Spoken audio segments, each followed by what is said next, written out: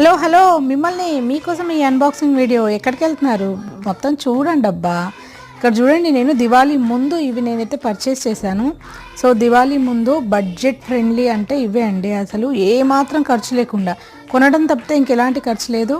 మనం రోజుల తరబడి సంవత్సరాల తరబడి అలా వెలిగించుకోవచ్చు. వాటర్ పోస్తే చాలు, ఆయిల్ అక్కర్లేదు, కరెంటు పెట్టక్కర్లేదు, ఏం పెట్టకుండా ఇలా మనం దేవుడి దగ్గర కానీ తులచెట్టు దగ్గర కానీ మన గుమ్మం దగ్గర కానీ దీపాలు చక్కగా వెలిగించుకోవచ్చు.